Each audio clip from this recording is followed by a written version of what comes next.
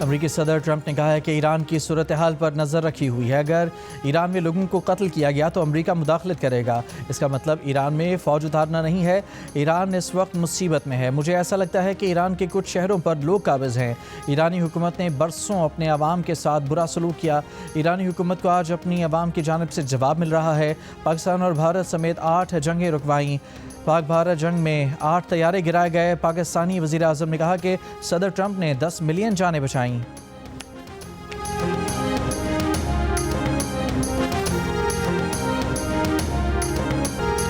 امریکہ کو green land کا مالک ہونا چاہیے تاکہ روس یا چین اس پر قبضہ نہ کر سکیں۔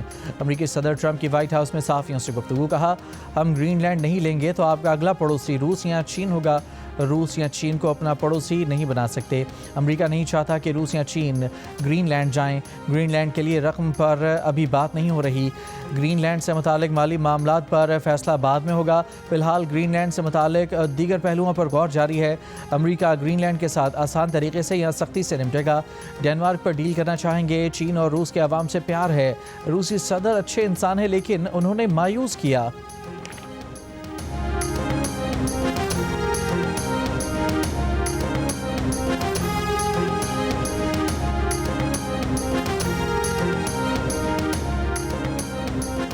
امریکی صدر ٹرمپ نے کہا ہے کہ امریکہ فوری طور پر وینزویلا کے 5 کروڑ بیرل تیل کی ریفائننگ اور فروخت شروع کرے گا۔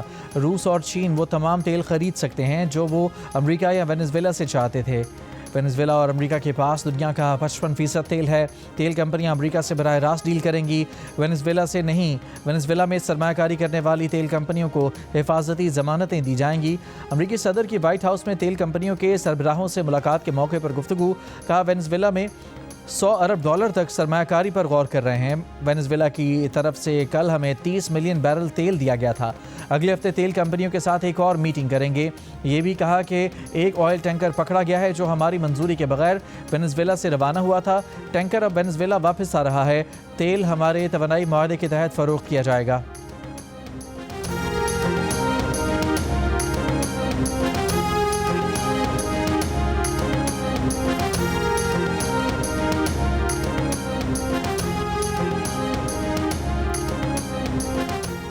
ترکی نے پاکستان اور سعودی عرب کے دفاعی اتحاد میں شامل ہونے کی خواہش ظاہر کر دی۔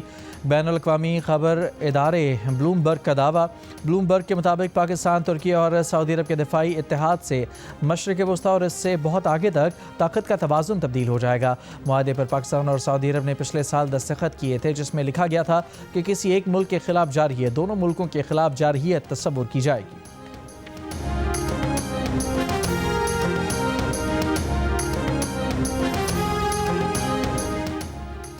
فرانس، برطانیہ، جرمنی کی ایران میں مظاہرین کی ہلاکتوں کی مذمت۔ فرانسیسی صدر، برطانوی وزیر اعظم اور جرمن چانسلر کا مشترکہ بیان جاری۔ کہا، ایرانی سیکیورٹی فورسز کے تشدد پر تشویش ہے۔ رہنماؤں کا ایرانی حکام سے تحمل اور ضبط کا مظاہرہ کرنے کا مطالبہ۔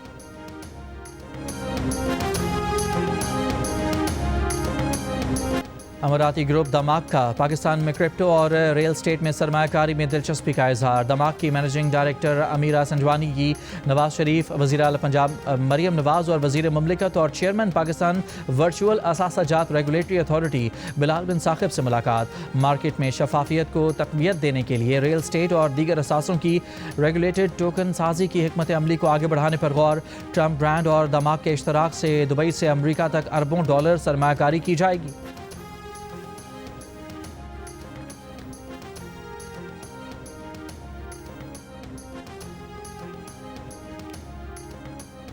بہانے قبول نہیں۔ ترقی کا مطلب نتائج کی فراہمی ہے۔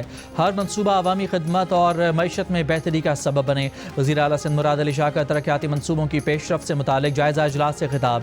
ترقیاتی کاموں میں تاخیر اور لاگت میں اضافے پر وزیر اعلیٰ سندھ کا اظہار ناراضی۔ کہا، ناقص کام اور غفلت برداشت نہیں کی جائے گی۔ عوامی پیسے کے زمینی نتائج نظر آنے چاہیے۔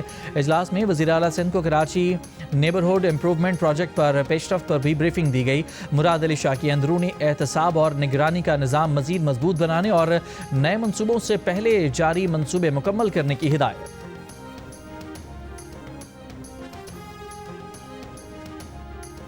بلوچستان میں عام شہریوں کے لیے الیکٹرک بائکس اسکیم متعارف کرانے کا فیصلہ۔ وزیر اعلیٰ بلوچستان سرفراز بگٹی نے کہا کہ الیکٹرک بائکیں آسان اقساط پر دی جائیں گی۔ طلبہ اور ورکنگ ویمن اور سرکاری ملازمین کو 30% سبسڈی پر سہولت فراہم کی جائے گی۔ صوبائی کابینہ کے اجلاس میں سرکاری ملازمین کے لیے ہیلتھ انشورنس اسکیم متعارف کرانے پیش کی میڈیکل ادائیگی اور عوامی انڈومنٹ فنڈ کے آڈٹ کا بھی فیصلہ۔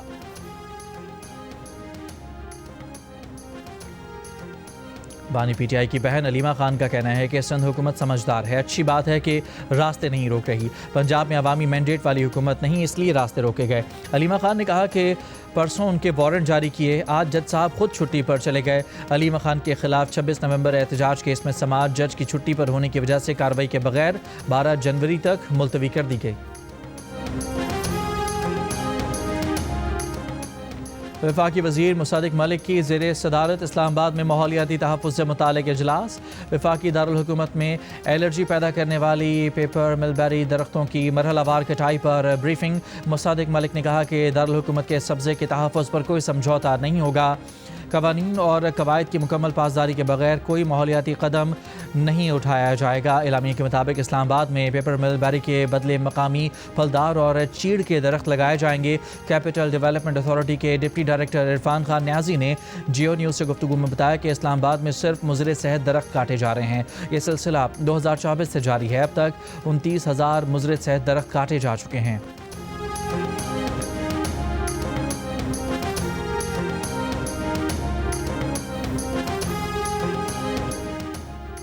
تیرا کے علاقے میدان میں آپریشن کی تیاری۔ علاقہ مکینوں کی نقل مکانی آج سے شروع ہوگی۔ ضلع انتظامیہ کا کہنا ہے کہ نقل مکانی کرنے والے ہر خاندان کو 2,50,000 روپے کی ابتدائی مالی امداد دی جا رہی ہے۔ ہر خاندان کو رہائش کے لیے ماہانہ 50,000 روپے دیے جائیں گے۔ ضلع انتظامیہ کا کہنا ہے کہ آپریشن کے دوران مکمل طور پر تباہ مکان کا معاوضہ 30 لاکھ روپے دیا جائے گا۔ جزوی طور پر تباہ مکان کا معاوضہ 10 لاکھ روپے مقرر کیا گیا ہے۔ سرگودھا کے گاؤں 7 جنوبی میں 8 سالہ بچی سے 2 ملزمان کی مبینہ زیادتی۔ ملزمان نے ویڈیو بنائی اور بچی کو قتل کی دھمکی بھی دی۔ متاثرہ بچی کے والد کی مدعیت میں مقدمہ درج، ملزمان کی تلاش جاری۔ پولیس کا کہنا ہے کہ متاثرہ بچی کی میڈیکل رپورٹ کی روشنی میں قانون کے مطابق کارروائی کی جائے گی۔ گلگت بلتستان میں مختلف مقامات پر برفباری سے سردی کی شدت میں اضافہ۔ چلاس، بابو سر ٹاپ، ننگا پربت اور بٹوگا ٹاپ پر برفباری کے بعد موسم انتہائی سرد ہو گیا۔ برفباری کے باعث رابطہ سڑکیں بند ہو گئیں۔ استور میں شدید سردی کا راج۔ صبح کے اوقات میں کم سے کم درجہ حرارت -19، چلاس میں -11 اور قلات میں -8 ڈگری ریکارڈ۔ کراچی میں گزشتہ رات رواں موسم سرما کی سرد ترین رات رہی۔ درجہ حرارت 8 ڈگری تک گر گیا۔ خیبر پختونخوا، پنجاب اور سندھ کے مختلف اضلاع میں صبح شدید دھند سے معاملات متاثر رہے۔ یوکرین کے دارالحکومت کیف سمیت مختلف شہروں پر روس کے ہائپر سونک میزائل اور 242 ڈرون سے حملے، 4 افراد ہلاک، درجنوں زخمی ہو گئے۔ یوکرینی فضائیہ کے مطابق روس نے 36 میزائل اور 242 ڈرون فائر کیے، جن میں سے 226 ڈرون اور 18 میزائل مار گرائے گئے۔ کیف میں رہائشی عمارتوں میں آگ بھڑک اٹھی، جبکہ امدادی کارکن بھی حملوں کی زد میں آئے۔ یوکرینی وزیر خارجہ نے کہا کہ یہ حملہ یورپ کی سلامتی کے لیے خطرہ اور نیٹو اتحادیوں کا امکان ہے۔ روس کا کہنا ہے کہ حملے صدر پوٹن کے رہائش پر ڈرون حملے کے جواب میں کیے گئے۔ ایران کا اقوام متحدہ سلامتی کونسل کو خط۔ ایرانی سفیر برائے اقوام متحدہ امیر سعید ایروانی نے کہا کہ ملک میں عدم استحکام پھیلانے کے امریکی اقدامات مسترد کرتے ہیں۔ امریکی اقدامات UN چارٹر اور عالمی قوانین کی خلاف ورزی ہیں۔ امریکی اقدامات غیر قانونی اور غیر ذمہ دارانہ ہیں۔ امریکہ کی پالیسیاں عالمی امن اور بین الاقوامی قانون کے لیے خطرہ ہیں۔ امریکہ اسرائیل کے ساتھ مل کر اشتعال اور تشدد کی حوصلہ افزائی کر رہا ہے۔